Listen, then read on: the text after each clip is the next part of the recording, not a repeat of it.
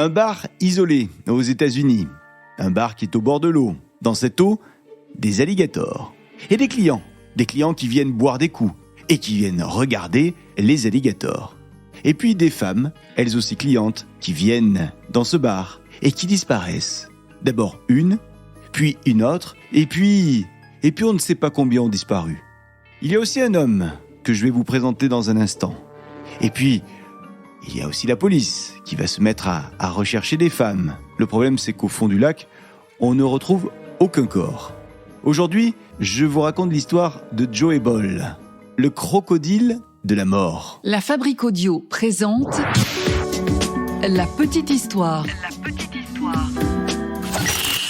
www.lafabriqueaudio.com. Salut tout le monde et bienvenue dans un nouvel épisode de La Petite Histoire du crime. Je suis Florent Mounier, c'est moi qui vais vous narrer cet épisode que j'ai écrit et qui a été mixé par Sébastien Girard. Avant de commencer, un grand merci à vous pour être de plus en plus nombreuses et nombreux à nous écouter. Vous êtes également nombreux à nous écrire sur Spotify, Apple Podcasts, YouTube, les réseaux sociaux de La Petite Histoire. Merci à toutes et tous pour vos idées de sujets. Et dans la description de cet épisode, vous allez trouver le lien vers notre Patreon. C'est important, pour seulement 3 € par mois, vous avez la possibilité de nous soutenir la production des épisodes, soutenir les projets qui sont à venir. Et on a quelques projets dans les cartons. On compte sur vous. Merci déjà à celles et ceux présents sur le Patreon et à ceux qui nous rejoindront dans les prochaines minutes ou les prochains jours. Allez, aujourd'hui, je vous parle d'une affaire qui a inspiré un film de 1977. Le film, c'est Le Crocodile de la mort, l'histoire de Clara, une prostituée qui arrive dans un motel du Texas et le gérant du motel l'accueille. Il se prénomme Jude.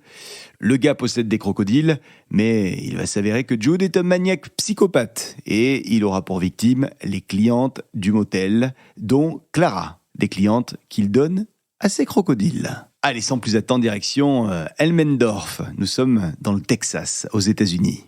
Ah ouais. Quelle histoire, ça aussi.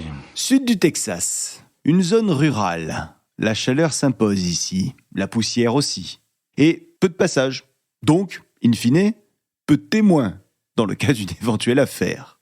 Joey Ball, lui, il naît en 1896. Et le gars va grandir dans une famille plutôt nombreuse. Beaucoup de frères et sœurs. Rien ne le distingue vraiment dans cette fratrie.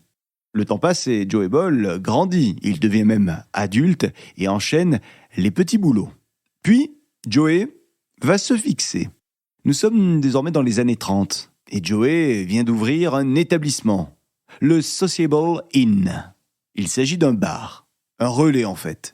Un endroit où on peut venir consommer, boire quoi. Un endroit où l'on s'arrête en chemin et duquel on repart, souvent le lendemain matin. Mais Joey Ball va ajouter à ce bar une attraction. Oui, il va ajouter des alligators que lui-même élève.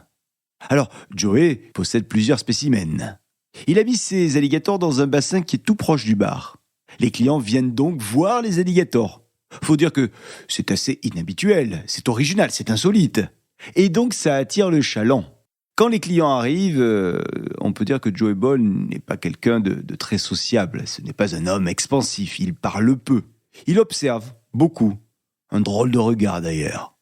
Et puis Joey Ball, il est pas mal occupé à gérer son bar. Et à contrôler l'environnement du bar. Et notamment le petit lac qui est à côté du bar.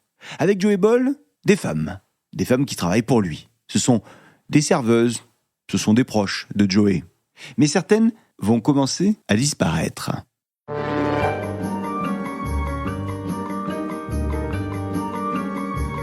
1938, première disparition. Une femme, Hazel Brown. Elle est serveuse au Sociable Inn. D'un coup d'un seul, Hazel ne donne plus de signe de vie. Alors au début on s'en préoccupe peu, ce n'est pas immédiatement une affaire. À l'époque les disparitions ne déclenchent pas toujours d'enquête approfondie d'ailleurs, mais le problème c'est que ce n'est pas la seule femme à avoir disparu. Une autre femme vient de disparaître. Elle c'est Minnie Gotthard, également liée à Joey Ball, et elle disparaît. Ça fait donc deux femmes, dans le même cercle, avec un point commun, un même homme, Joey Ball. Alors, dans la région, on commence à parler. les langues commencent à se délier. On commence à parler notamment de la personnalité un petit peu loufoque ou bizarre de Joey Ball. Et puis on évoque, bien sûr, la présence des alligators. Et puis ce lac bizarre, un peu sale. Rien de concret, d'autant plus qu'il n'y a pas de corps qui a été retrouvé. Donc, pas de preuves matérielles, dira-t-on. Mais Joey Ball va quand même finir par tomber. Et ce qui va le faire tomber, ce n'est pas un meurtre. C'est une affaire d'assurance. En effet, Joey Ball est inquiété par les autorités pour une fraude potentielle. Les autorités se mettent à enquêter et il y a un détail administratif qui attire l'œil de ces autorités. Alors, on creuse. On se met à regarder un petit peu plus les affaires de Joey Ball. Sauf qu'en creusant, eh bien, les autorités vont tomber sur autre chose. Alors veuillez m'excuser, mais je ne vous ai toujours pas présenté Clifford Wheeler. Clifford, il travaille pour Joey Ball. Et c'est lui, le premier, qui va se mettre à parler. Il va affirmer que Ball a tué des femmes. Il va même affirmer que Ball a jeté le corps de certaines femmes aux alligators. Bon, faut être clair, ce témoignage n'a jamais été confirmé par des preuves physiques, puisque aucun corps n'a été retrouvé. Donc, aucune preuve médico-légale. Nous sommes le 24 septembre 1938. Les autorités arrivent sur la propriété de Joey Ball. Que viennent-elles faire ? L'arrêter. Joey Ball, en voyant arriver les policiers, comprend immédiatement. Alors il ne tente pas de fuir, il ne se défend même pas. Il sort juste une arme et il se tire une balle dans le cœur. Il meurt sur place devant la police. Il emportera dans sa mort son lourd secret. Oui, sauf qu'après sa mort, l'enquête continue sans lui, bien sûr. Mais toujours pas de corps, alors tout est compliqué. Combien de victimes Joey Ball a-t-il fait ? On peut dire que les estimations varient. Certains pensent à 2, 3 ou 4. Parfois même plus dans certaines versions. Mais aucune liste officielle de femmes qui auraient disparu à cause de Joey Ball. Alors l'élément qui a marqué les esprits dans cette affaire, ce sont quand même les alligators. Des alligators qui auraient donc servi à faire disparaître les corps. Alors je vous l'ai dit, aucune preuve directe, aucun reste humain identifié même dans les alligators, et seulement des témoignages et une logique. La logique est la suivante. Des femmes ont disparu, des femmes qui étaient en lien avec Joey Ball. Si il avait enterré les corps, on aurait fini par retrouver ces corps, certainement en tout cas. Là, il n'y a pas de corps. Donc, logique, on pense aux reptiles capables de détruire des corps. Avec le temps, je peux vous dire que la légende Joey Ball est née et que l'histoire s'est amplifiée.